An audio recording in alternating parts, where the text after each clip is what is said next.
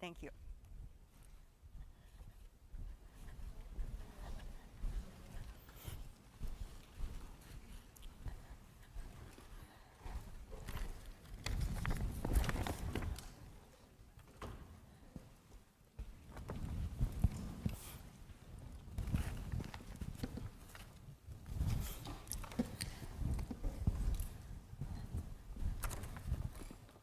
Make sure we all have a simultaneous translation device on your side.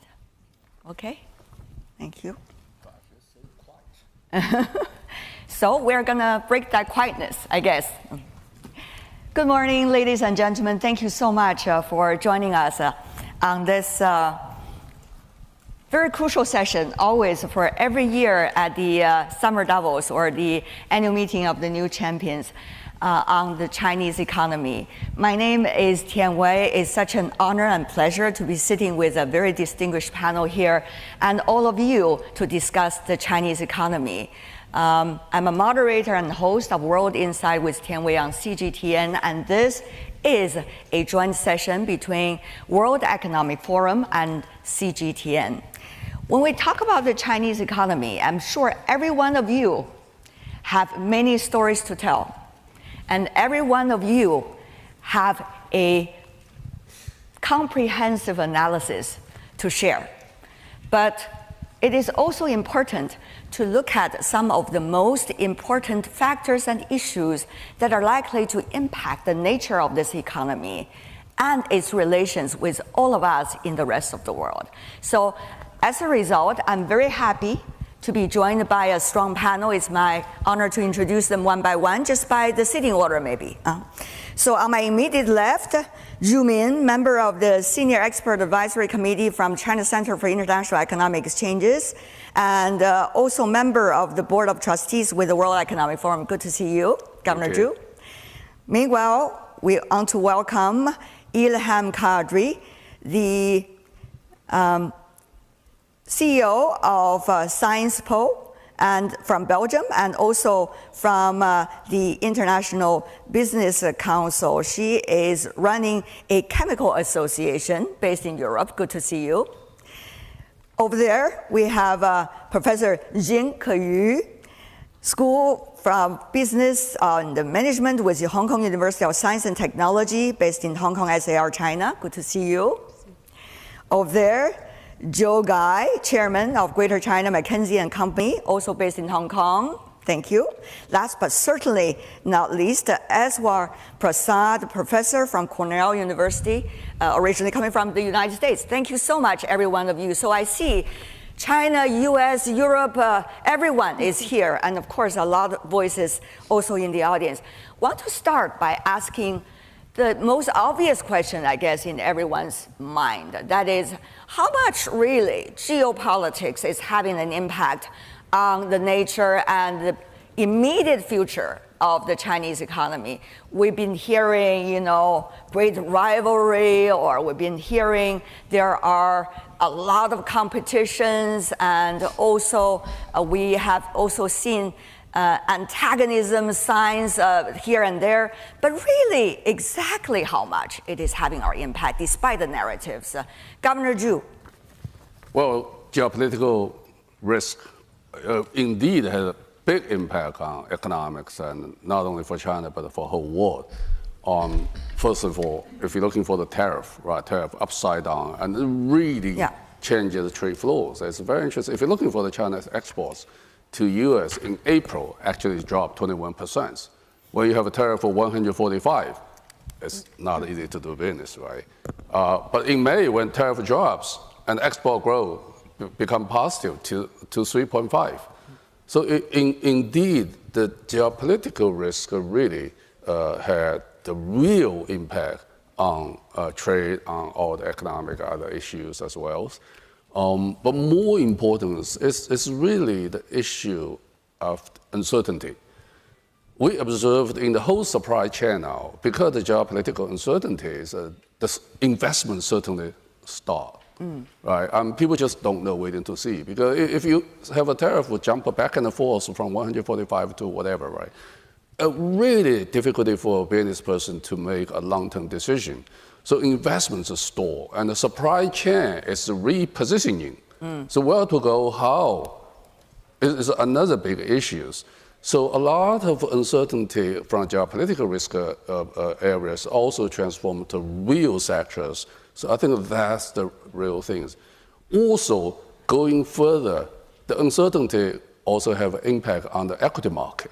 Sure. Yeah, I think if you're looking for the global equity market, it's really like a roller coaster, upside down, upside down all the time. For China, this time it's relatively stable, calm, because we learned from 2018 in the Trump 1.0 trade war. At that time, markets really bumping forward.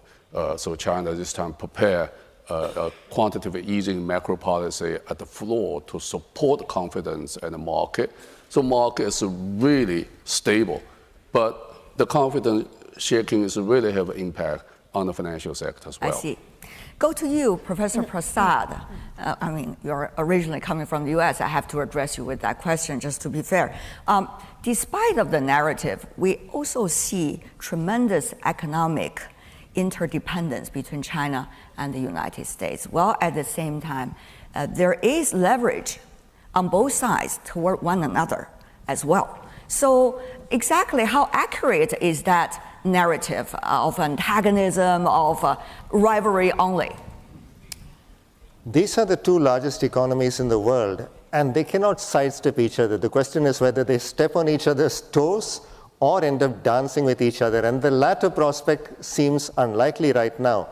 But what we are learning from the outcomes of the negotiations we've seen between the two sides so far, it's not that either side possesses all the cards. Both sides can potentially inflict pain on each other. I think we would all like to be in a world where the two sides are collaborating and cooperating with each other, trying to think about what the choke points are. But the reality we face right now is that there is one critical element that is going to be very difficult to reconcile between the two countries.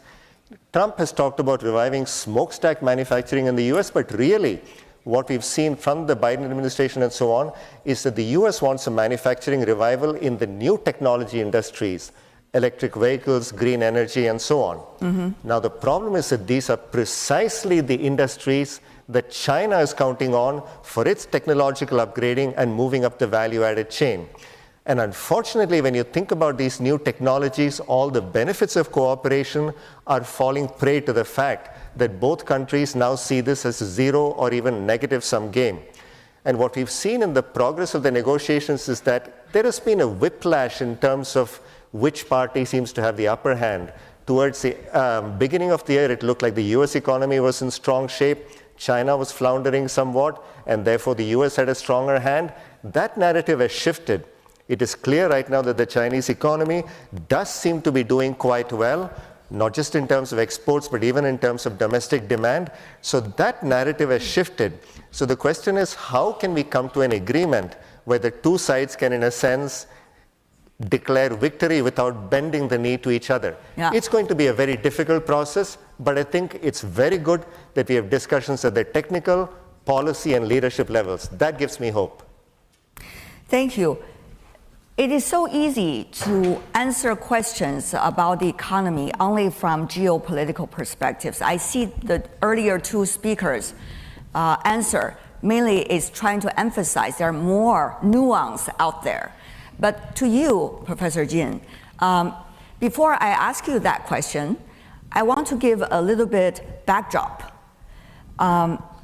Just yesterday, I personally went to a meeting in which there is a rising multilateral investment bank or development bank based in Beijing.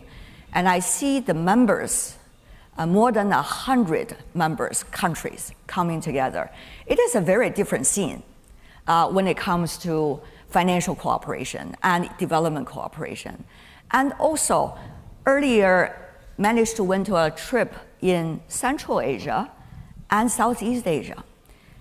Find so much synergy out there and new development possibilities, both with China and with the rest of the world. So I'm wondering, when we talk about the Chinese economy, how much we should really jump out of this slope of only China-US, but more diversified opinions and perspective to see the real picture. Professor Jin. If we describe the world commonly as politicized, polarized, and protectionist, I'd say along with what you have laid out, the world pragmatism is still very much true and reigns true for the vast majority of the world, and economic pragmatism still I think is the core guiding principle. There is an absolute illusion of de-risking and decoupling, even among the two big major superpowers, US and China. I hear that all the time, but that's not what the data suggests. In terms of the direct trade and investment, yes, it has gone down between the two countries. But guess what? They are more embedded with each other indirectly than ever before. The countries that the US has been importing more, the four largest countries that have seen the greatest growth, actually happen to be the four economies that China is exporting more to. We're seeing that it's just a realignment of trade, a reorganization of trade. Chinese exports have gone from labor-intensive final goods to critical intermediate goods and parts exports. And US imports still has so much embodied Chinese parts. That doesn't go away. Yes, you're talking about economic fragmentation, geopolitical risk, and that is, truthfully, an order of magnitude higher than it was before in the 1970s, and uncertainty. But the reality is that economic interlinkages are still there. But as you were mentioning, I think we're moving really towards a recalibration of globalization. A lot led by regionalism, a lot led by regional production. 很多就是基于区域化的供应链以及新技术，多边主义其实没有消失呢，它可能会换一些形式，但是呢，地缘政治虽然重要。它还是跟经济合作共存。Let's also go to our business community for their different voices. Go to lady first, maybe Ms. Kadri. Tell me more. Of course, you're from Europe, first of all, and secondly, what is the temperature that the business community is feeling, especially from where your field, chemical industry. Sometimes create new stories, by the way, these days. So how is that angle helping you to look at the Chinese economy today? Yeah. Well, what we feel is the only certainty is uncertainty. Frankly, I've been 30 years in the chemical industry, 10 years as a CEO for listed companies. And it's very rare that, we wake up in the morning and we look at tariffs and then we start modeling what's the impact on our businesses and supply chain.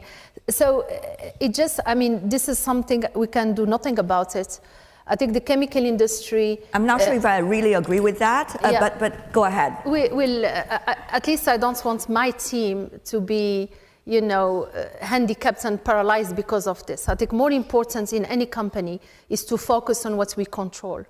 So I think, and coming back to China, China is the chemical hub, industrial hub of the world. 50% of the chemical output in the world is coming from China. It's going to be 2/3 of the output by 2030. And in my 30 years in experience in the industry, China went from copying or imitation to now producing new champions in the chemical industry. And these are our customers, be it in electrification, the BYD, the CATL of the world, be it in lightweight materials like Comac in aviation, those are my customers as well, be it in connectivity, Xiaomi and others, right?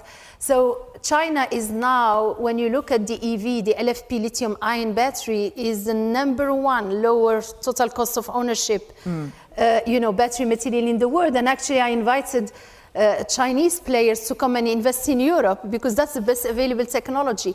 So while it's not easy the short term and navigating through the tariffs, right? And I hope there is light in the tunnel and there are conversations between the two countries. Frankly, even in Q1, GDP China grew 5%. They are still exporting and there is diversion of output, specifically in the chemical industry, into Europe. I was pleased to hear Premier Li and the government actually launching a consumption-led economy, domestic one in China, which is extremely important to address the capacity issues. But frankly, in the chemical industry, there are bright days through innovation and innovation-led economy, and China is going to become a champion in that in our industry. All right, Mr. Guy, I know you have a lot to say when it comes to business community. Yes, I think the question is around how geopolitics has been affecting China and Chinese companies. And I would say that if you go back into my clients, right, Chinese companies in China, I think once upon a time the world was very simple, right? I focus on making the best product at the best price available and innovate, and the world would take my product. These days, the world is a lot more complicated, right? As Premier said yesterday. And I think it's very interesting as to how the Chinese company has kind of moved on, right? The US is not the majority of the market, right? And there's actually a lot of trade corridors that's been emerging. So the most busy flight these days, to Riyadh, right? To Dubai, right? ASEAN has been the biggest trade partner with China in the last few years. China LATAM is another trade corridor that's actually growing very quickly. So as I think Chinese companies, that were once the proud factory of the world, is now becoming kind of multinationals going into the world, right? And they're really playing around, how do I play into the politics, into the local communities? How do I become much more of a corporate citizen of the world? And I think you see that transition. So I think the Chinese companies, being the pragmatic, businessmen, right? I think that they're really looking into the much bigger world today. And so it's no longer only East-West, it's also China and many, many of these trade corridors that's been blossoming in the past few years. Mr. Zhu? Yeah, I think this is a very interesting conversation. And you mentioned the geopolitical risk shock, and Ashwa mentioned the US-China dependency.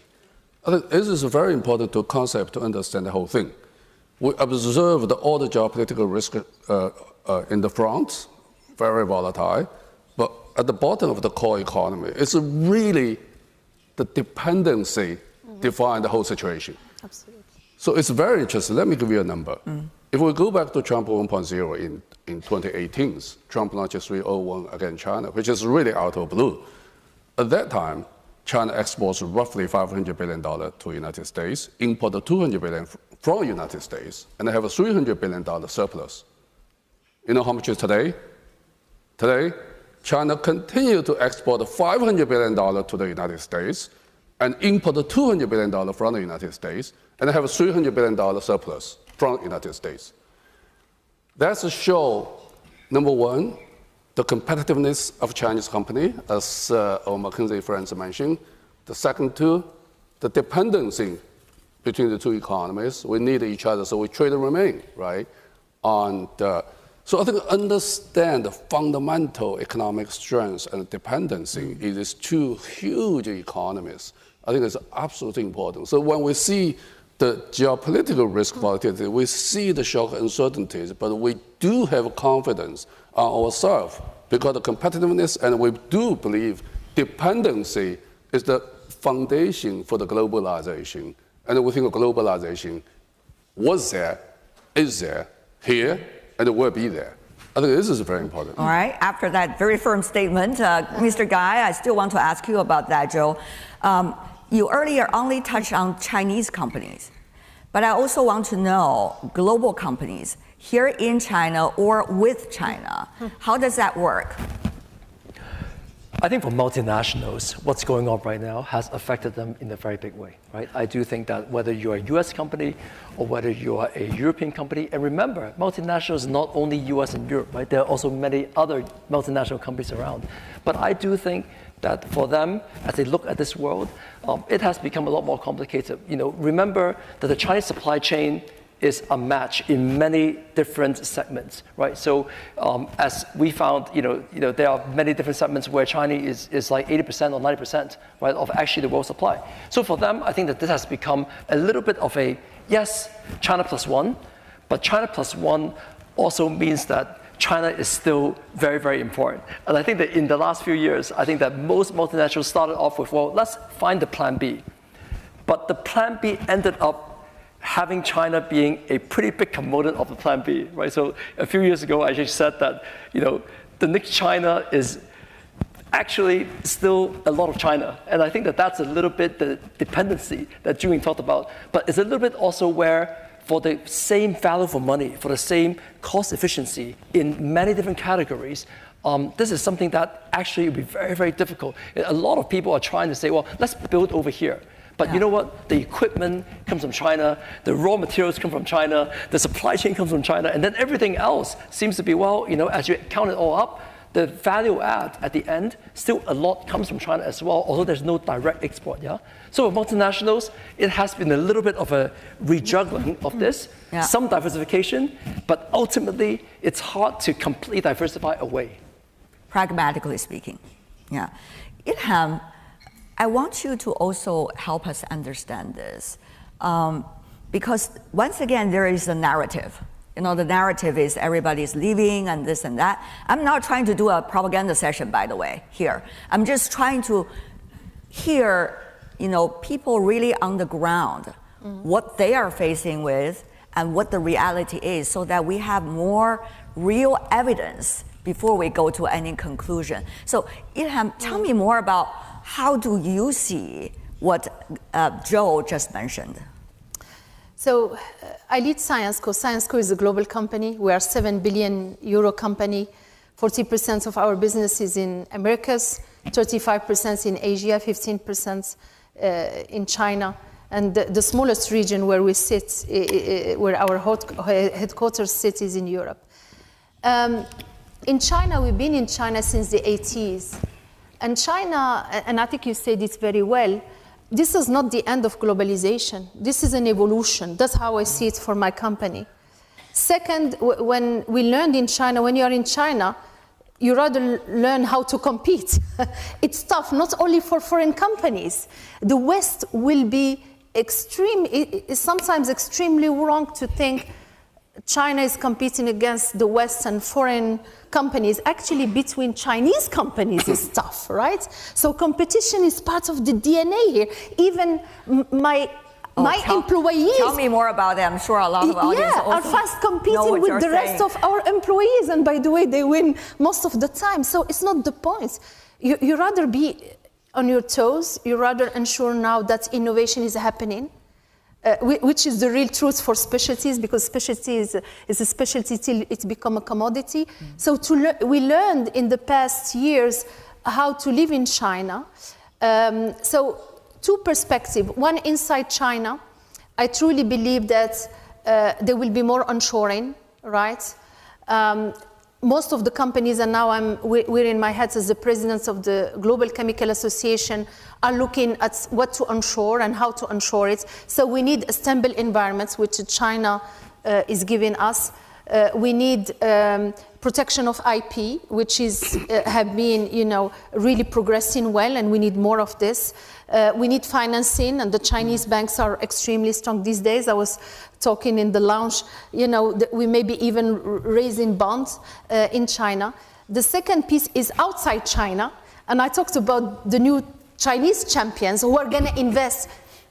It may not be in the US because it's not popular these days for China to invest in the US, but it can be in Europe, in Latin. You talked about this. So I invited my dear customers in electrification, to come to Europe and bring their best available technology and bring those resilient value chain into Europe. And this is an opportunity for Chinese transplants, but for Europe, who is struggling, by the way, to bring, the best available technology to fulfill its Green Deal, type of ambitions. Thank you very much. So what about that technology? I mean, in terms of green technology, in terms of artificial intelligence related, we see not only competition, but also how much momentum this has created in China's economy, since that is our topic today. So Professor Jin, Ke Yu, can you help us to understand things, the symbolic existence of DeepSeek as a opening of open source in AI field. It seems a lot of the logic of competition and cooperation has changed. So how is that already changed the logic?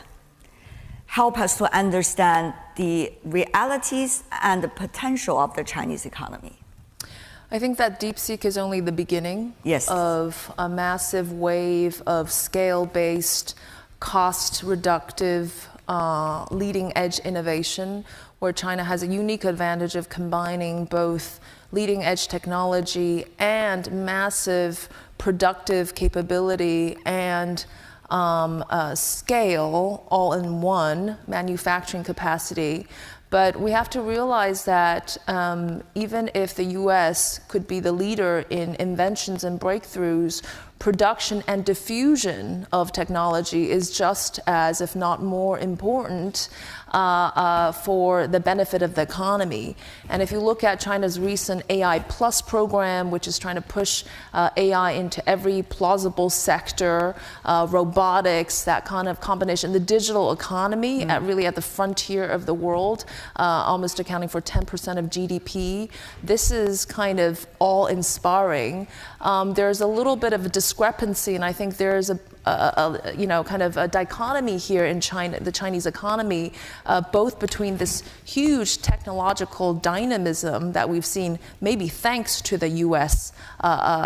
Controls, export controls, and the economic softness, as well as the dichotomy between the macro, which can, let's say, reach 5% GDP target, and the micro sustained confidence issues. It is a dichotomy, but we've seen is that I just want to say that technological breakthroughs often happen in times of crisis, not in times of comfort. Yeah. There's an urgency, and there's the change. Aswar? So DeepSeek has certainly shifted the narrative, and one thing that is clear to me, having come to the winter Davoses frequently, is that relative to last year, the sense of confidence that I get, I don't mingle with the Chinese masses, but policymakers that I speak to, businessmen I speak to, there is a definite shift. It's DeepSeek, the meeting that President Xi Jinping had with entrepreneurs, which seems to have shifted the balance between the state and the private enterprises, with the notion that private enterprises are once again back in favor. Now, the question is whether this moment, which I think is potentially a very promising one for China, because as Professor Jin pointed out, China is very good at scaling up these innovations and in terms of diffusing them in a way that you can get very good productivity growth, which really has to be the answer for China with declining demographics and so on. In the US, what is interesting is that in the last few quarters, we've actually seen productivity doing quite well. We don't quite know if it is an AI effect, but it seems like that is a plausible interpretation. And if China wants to rely on productivity growth, that is certainly a potential answer. Yeah. Now, the question is whether the rest of the economy, especially the financial system, is going to be set up in a way that you can channel resources to take advantage of that. And that, I think, is where this moment is really important, because on the surface, everything looks calm, but the question is whether this moment is being used to push forward these deeper structural reforms or to pull back from them because things look calm on the surface. And that, I think, is the real issue at this juncture for the Chinese government. I want to go to that point a bit later in detail as well, but focusing on the technology for the moment.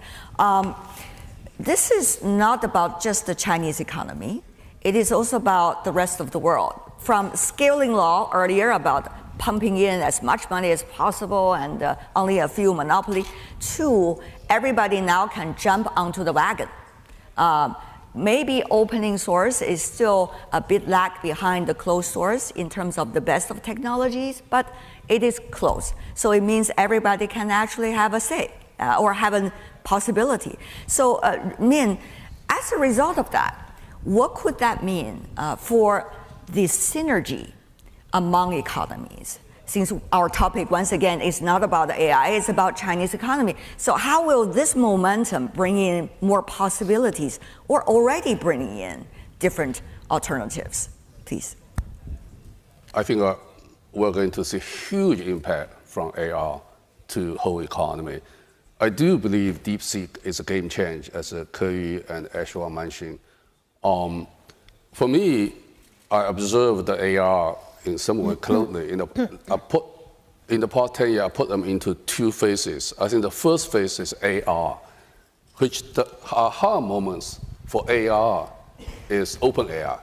When OpenAI have ChatGPT 2, 3, 4, we say, waha, we have a new thing. It's complete new, we don't know.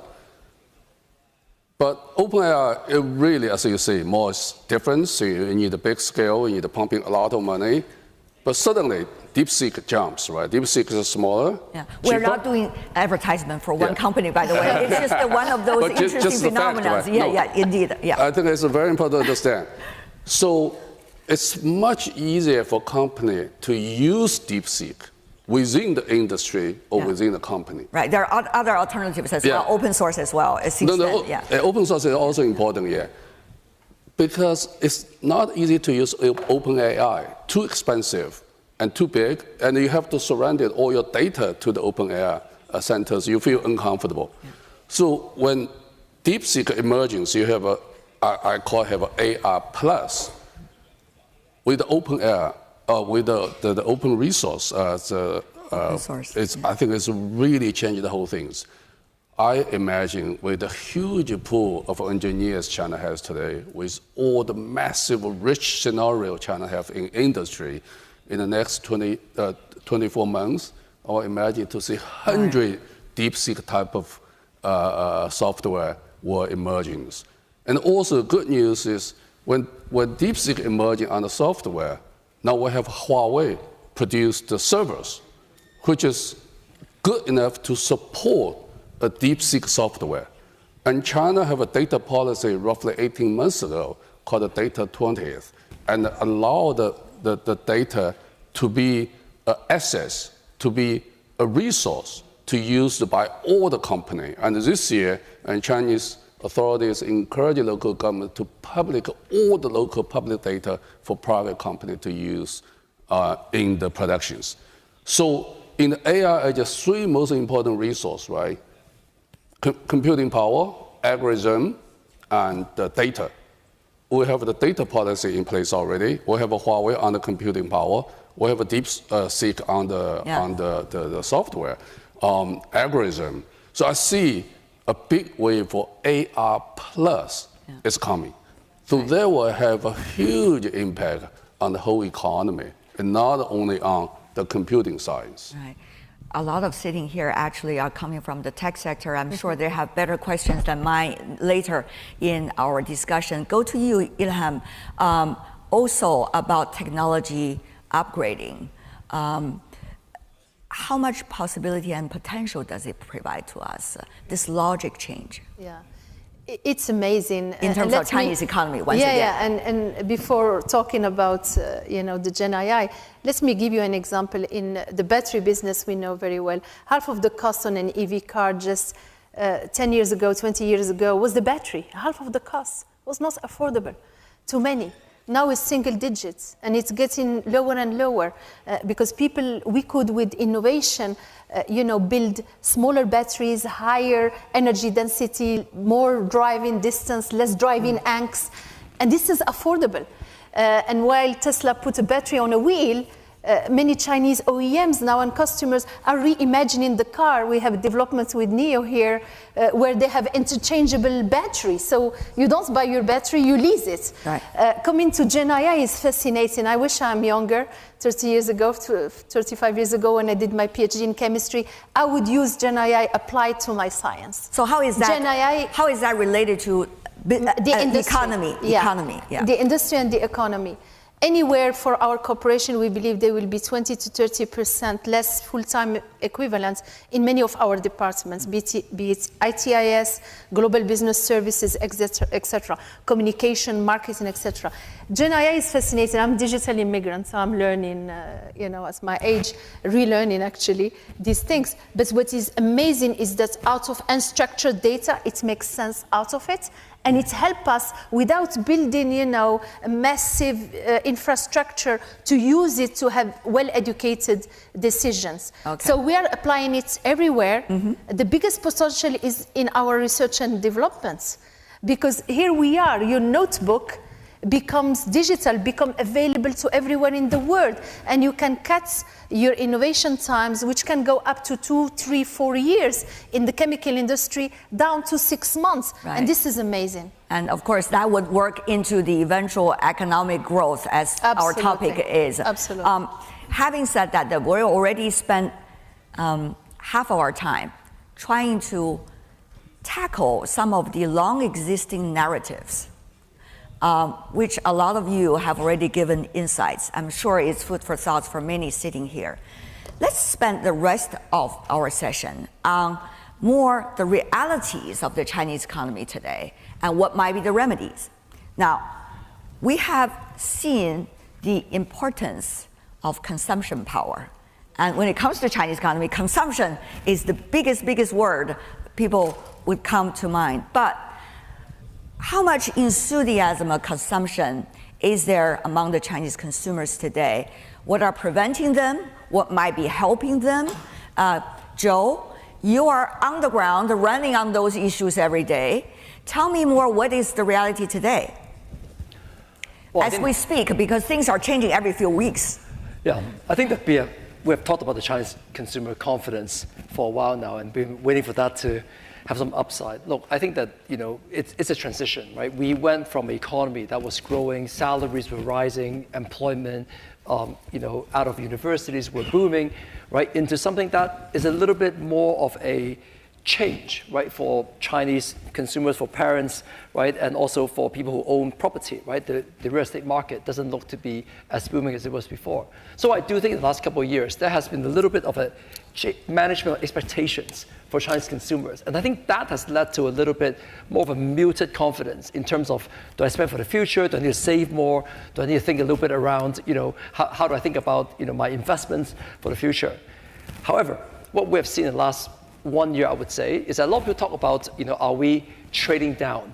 I don't think Chinese consumers are trading down. I think Chinese consumers are very savvy consumers, are trading for same quality for lower price, okay? They are not sacrificing quality because they are actually in the Chinese competitive environment. There are plenty of substitutes, right? And actually what you're seeing is a lot of mobility, right? And changes around the supply of what is out there. I think Chinese consumers have actually enjoyed higher quality of life, perhaps with same or cheaper prices. And that's where you see the numbers where, hey, are they trading down? And I wouldn't say trading down. I would say they're not sacrificing quality, but they're very savvy customers. Now that leads to, last point, is that in the competition, right, around companies, right, there is a ferocious competition going on right now because everyone's trying to figure out, like, in this large, group of customers that are all looking for substitutes, right? Value for money. The value for money segment is a segment that's been growing, and that growth is actually very, very inspiring. So I would say the Chinese consumer, they're not back to where they were, but they're changing, but they're still very, very robust. As well? This is a wonderful time for the Chinese economy with all these innovations potentially leading to greater productivity growth. And it is a scary time for Chinese citizens because, there is a prospect of much advancement in technology, interesting new jobs being created, entire new industries being created. But at the same time, the question is, where is the employment going to come from that offsets what happens with the declining industries? And unemployment has already been a problem for China for a while. So if you think about this part of the economy that is very dynamic, certainly that creates a lot of potential for the future. But we are living in the present. It would be wonderful if AI, for instance, could solve the housing sector problems. That is something that weighs on the entire economy. It restrains consumption. So if you think about what needs to be done to create an enabling environment for this technology to work, there is a lot of hard work to be done. I mean, the structural problems in the Chinese economy are well known. The housing market continues to perform not very well. The financial sector continues to be beset by a number of issues. Local government finances are under stress.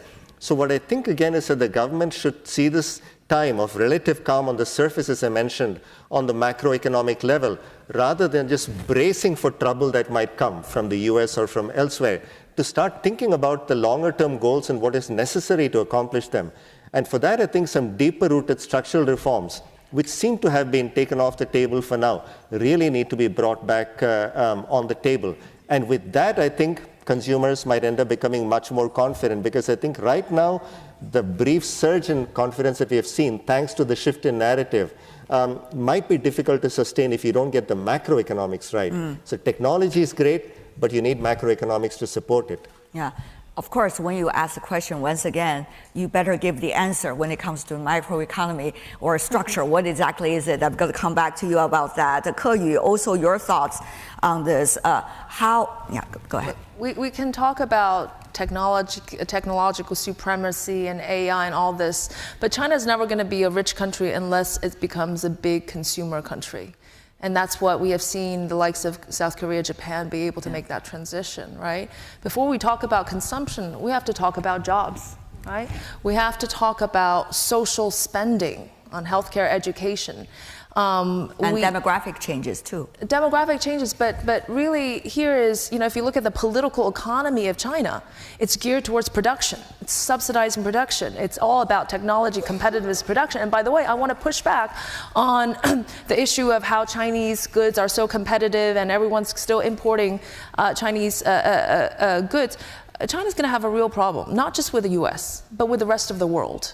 Because it's no longer about just efficiency, it's about harmony. It's about giving other countries also an opportunity to be part of the global supply chain and everything, in every single sector. So China better raise its internal consumption and to harmonize these kind of relationships. But on that, I think there's a real shift, and we were going to discuss about the stimulus policies that is moving from supply-based more on demand-based. I think it will be fantastic if the yardstick competition on the local governments can put consumption as one of the measurements of success. I think that where China is really transitioning from an old industry to a new industry, and that the stimulus needs to have a sustained effect, an endogenous effect that becomes a driver. And where are the opportunities? Well, first off, we talk about jobs. The jobs are in the services. But service sector only employs about 47% of the Chinese employment and only 50% of GDP. You got to open those up. The new generation, I totally agree with the fact they're all about consuming. They're all about leisure, about work-life balance, and they have created all these new entrepreneurial, innovative ways to consume and to develop the local economy rather than line up in the manufacturing factories, to develop that local sphere. So we got to give them the opportunity. And lastly, I think the opportunities are now in the second, third tier cities. We're seeing a massive wave of talent moving back to the local areas where there are actually more opportunities, whether it's in high-end manufacturing, local services, but this distribution creates this potentially endogenous momentum. As well, since you already checked all the keywords, real estate, local government, and the restructuring of the Chinese economy, you have to provide some solutions as well. So if you think about structural problems, you cannot solve them with macroeconomic policies. But macroeconomic policies can actually be a very useful lubricant. At this stage, monetary policy, I think, is not going to get much traction when the problem that you face is confidence, because household consumption did do relatively well recently, but it's not in a durable fashion. Investment overall has been doing well, but private investment is not doing very well. So I don't think cheaper money or more liquidity is the answer. But fiscal policy could play a useful role in bridging this gap between dealing with longer-term structural problems as well as boosting shorter-term growth. A few examples of that, if you think about using money to strengthen the social safety net, something that Professor Jin alluded to, improving center-provincial local fiscal relations, because local government finances are very stressed right now, thinking about using money to reduce the corporate and personal tax burden. All of these are reforms that I think would really help in terms of moving the economy in the right direction, but would also have a good short-term growth boost. So I think the bridge between the short-term and the long-term could well lie through fiscal policy. Min, you have two hats. I mean, not only think tank, but also earlier as a former banker. So how is that policy? We have seen over the past 2 years, combinations of policies come out from the Chinese policymakers from time to time.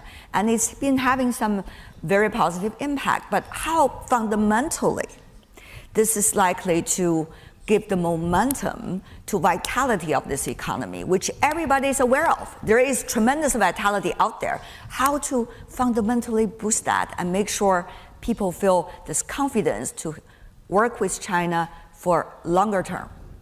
I think that fundamentally the most important things we have to understand, consumption is the most big challenge for China today, and it has a great potential for the future Chinese economy.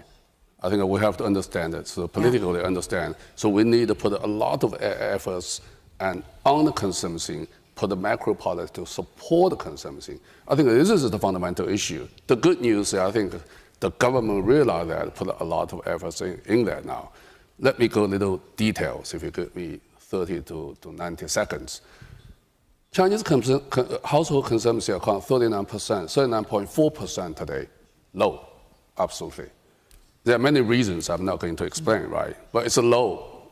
Given the current geopolitical situation, given China want to move into a strong economy and a future high-income economy, China have to boost domestic consumptions.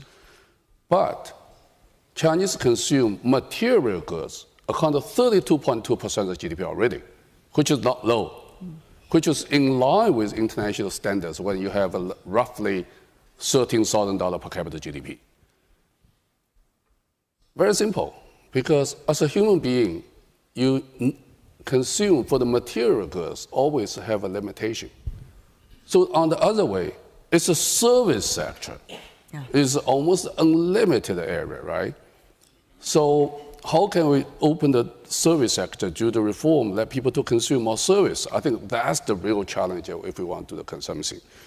So on the demand side, yeah, exactly. On the demand side, I think the government is doing, as I mentioned, Kei mentioned a few things. Number one, if you're looking for this year's budget, it's roughly 1% of the GDP on the social expenditures to put building a future and also today more solid social safety nets on the pensions, healthcare, Medicare, and the retirement things, make sure people feel safe, they can consume. I think this is very important. The second macro policy is really on the job and income.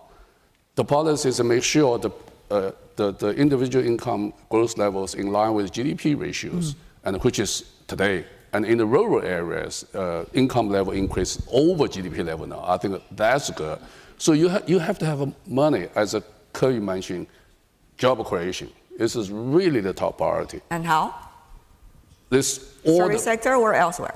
No, this is all the jobs. So now try to get all the service sectors and also on the tech sectors to create a job. It's the number one task for everyone, create a job, expanding pools, and particularly for 10 million fresh graduates from college in the coming month. I think this is a lot of policy in place. But they're also on the supply side. This is on demand side. On supply side, it's really important to do a reform in service sector. We don't consume very much healthcare. We don't consume very much on education. And Chinese people pay a lot of attention on education, right? We don't consume on entertaining, on tourists. So all those things have a huge potentials. But we need to get the price right. We need to get the regulatory framework right. We need to get the market, the business environment right, so private companies and the companies can move in to compete with each other.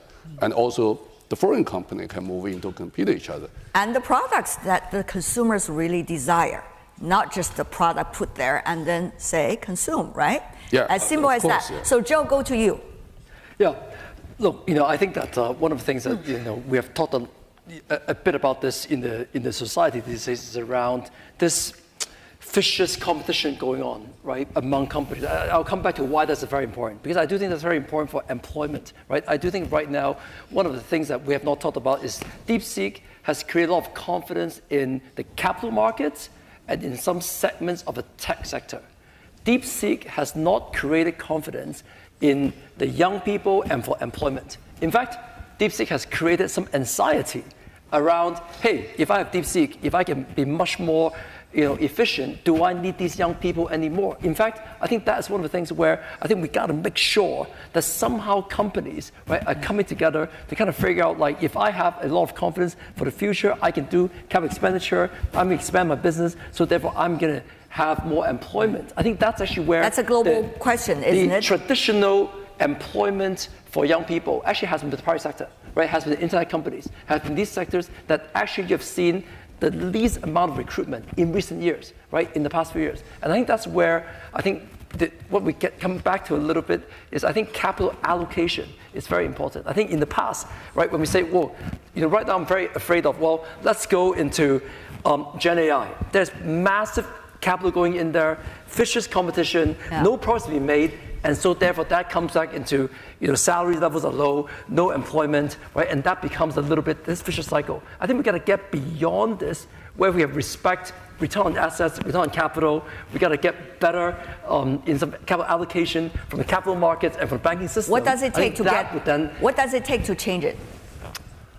I think that will take investors and private investors to be, first of all, be more part of this, and I think the banks to become better capital allocators among the private sector. I think that is actually very, very important. Ilham. Yeah, I mean, this is a fascinating conversation. I think China moved from being in the industry side, the capacity leader, to capacity and innovation and digital leader. What does it take to fix that is to address the ugly balance sheet. Indeed, you're right, the returns are lower, expectations are lower than what we are asked for, double-digit return on capital employed for foreign companies, listed companies in Europe and the US. And China will do it by addressing the overcapacity, and obviously domestic resilience consumption will help.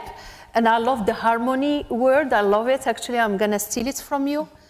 It has to happen in harmony with other regions, because at one point of time, it's not even the US stopping import through tariff shocks. Europe is going to also build some barriers at one point of time. So we need that resiliency of domestic not only the developed economy, but also the global south as well. Yeah, how absolutely. To and the global south, and build good neighbors, stable neighbors. I'm African born, I grew up in Morocco. Africa is the last emerging continent available to us. China is investing in Africa. You need to do it the right way from A to Z, onshoring profitable value chain. Number two, real estate, I think it was mentioned. Number three, decline in demographics with unemployment, where you need to recreate new jobs. You talk a lot about deep sleep, so I'm going to mention it. But in industry, we need reskilling and upskilling, because the way we manufacture is very different. So don't forget that the industry needs these re-education, upskilling, and reskilling. And that's the new creation of jobs.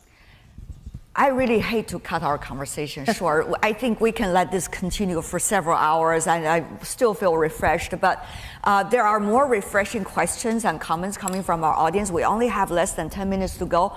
Why don't we open it to the floor? And everyone just very briefly, who you are, the question, or a brief comment. No elaboration into a speech, please. And please raise your hands. I try to call upon different regions. So the gentleman on the very first line. Yes, you with the glasses, please. Yes, the number three on the line. Yes. So we just collect some questions, we answer together, so that will save time. Who you are and question or comments. Tianwei, I'm Joël, as you know. Joël Ruet from the Bridge Tank with the glasses. Quick questions on how can banks become better capital allocators? Okay. Is it through regulation? Is it through their shareholders understanding those opportunities, or is it through their models of computing the world, their models of assessing what's the economy? Can AI use in that? Thank you very much. From the regulator to AI. Bank as good allocator, how could that happen? Next question, maybe we go to the central region. Any questions from here? If not, I skip to another one. Okay, maybe the gentleman at the very, I can't see, at the very back. Oh, the lady at the very back, yes. And I'll call on different regions from. For the moment, I'm a woman. I'm Monica Toft. Great panel. My question is the rebalancing, recalibration of the Chinese economy, the winners and the losers, from export-driven to consumption and services. How's that going to play out? Okay, this is a continuing conversation we had already on the stage, but let's that continue. And okay, one more lady over here. Sorry, I will give also the other half of the sky more question possibility. This lady at the very front line, yes? And in the central region, is there anyone reading? No, okay, please. Group, Joburg. I'd like somebody to please reflect for us what you see if you look a little bit further forward on the demographic side with the aging population, which hasn't been a topic yet. Okay, thank you. Central region, no? Wow. Okay, one more. Maybe we have one more. Wow. Okay, so two more, and then we call it. Yeah. Okay. This gentleman on the very side. You know, the lights is a little bit dark in the audience, so I may not be able to see you. I'm one, and I'm a global shaper. My question is, what do you think are the barriers and the most effective strategies for China to opening up? Opening up, yeah. The new stage of opening up, yeah, okay. Thank you.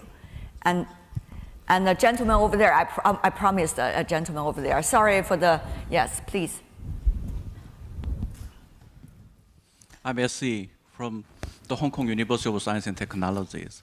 My question is related to the innovation capabilities of the China, because there is some technology it cannot get from the other countries. Then China have no choice but to develop its own. If you compare with the demands... Okay, the question, please. Yeah. Yeah, it's the internal development of technology, whether it's a par with the competing other technology, other countries. Thank you very much. So we got only 5 minutes to go. I guess we just collect all these questions for so far. I'm sure you have other interaction possibilities with our distinguished panelists. So one is about the continuation, the discussion for changing the dynamism of the Chinese economy from exports to more consumption. Anyone to have more to say? Very briefly, Ke Yu, one sentence or two.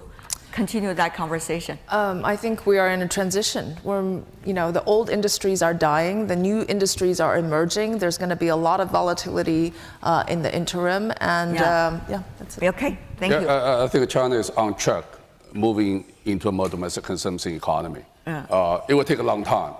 Okay. So we will see. It's a transition. It takes some time. I think China needs, in the industry-wise, to really prune its assets, low profitability. Let's not go and find ugly business elsewhere. So pruning, like we do in our own businesses, improve the returns and have higher ambition on the return on capital employed. Okay. And then opening up. We're going to go to that. We okay. just, for now, on the changes of the structure. Bank allocation? That's a good question. We need, obviously, more effective allocation on the capital, but it's not only on bank, it's the whole financial market. Because the nature for the capital to the tech sectors, capital to the green sector, number one, you need a huge scale, long-term, high risk, right? For those things, we need more from financial market, bonds market, equity market. I think this is a more important thing. All right. Aswa? You definitely need broader, better financial markets, but that means improving corporate governance. It means changing incentive structures in the financial system. And for the banks in particular, it means taking care of the legacy problems that still constrain their lending to the dynamic parts of the economy. And Joe, something that Aswar hasn't said. Yes, I think what is important is actually the banks should not be the bulk of actually capital allocation. Right, we should move the banks right into the capital markets, right, and I think that's actually what you see in the Hong Kong IPOs recently. That's a good sign, and we should go further in that direction. Further opening up. Wow, what a grand topic. But we need to tackle that within 1 minute, maybe. So shall I call upon my good friend Ke Yu to start that? Crispy answer. There's a huge opportunity in light of what's happening in the U.S. For the Chinese internationalization of the RMB and opening up rapidly of financial services. Okay, and Ilham, would you like to say something? Definitely, two things. targeting other regions, other countries in Asia, but also in Europe, and onshoring the best available technology in China there. And number 2, IP protection. Okay. Wow, we only have 1 minute left. What are we going to talk about? Innovation. So what about the nature of China's innovation? If we could have several answers. Maybe just one idea on this one is that I think Yeah. China has great innovators on the hardware side. I think what is actually the next version is going to be on the software side and on the IP side. I think that's actually where you got to look out for that. Yeah, I think the fundamental is China is going to lead AR plus wave, not only for China, but for the whole world. Absolutely. So be prepared. The big wave is coming. Brace the new world. It will be excellent, excellent new tech world. Sorry. Yeah, could you please? Also related to the winner versus loser question, what we have seen in the data, the ones that are most protected from trade wars and geopolitical uncertainties are those that have their own IP, R&D, skill, upstream, but the ones that suffer the most are the labor-intensive ones. The promise, the potential is great. What the government needs to do is provide the right enabling environment. You guys are great. How could you answer so complicated questions within 20 seconds? If I could ask a favor from you, 10 seconds if you can, give a conclusion in your perspective, our topic today, China's economy analyzed. Go from you as well. It's a promising time, and the key question is whether the government will keep its eye on the long term, because there are many deeper issues that need to be resolved to make sure that both the short term and the long term look promising. Thank you. 10 seconds. Absolutely. Joe. I think the great stuff will go very far, but we got to watch out for the disparity, right, and the equality on this. Thanks. Present challenges and future opportunities. I'm bullish about China. I think it's a new era for new champions and structuring the old and building an efficient, innovative, disruptive new. Like that. I think we are currently in a very volatile and a changing world. Yeah. So don't always look into the past, but look into the future and breathe the future. It will be a wonderful future. I'm thinking about that jazz song already. But thank you. With that note, we're coming to the end of this session, China's Economy Analyzed. I want to thank our panelists for being so cooperative and innovative in coming up with their answers, and also a very, very participating audience. You know, when we say China's economy analyzed, this is not the conclusion. This is an ongoing process, and we are all contributing to that process.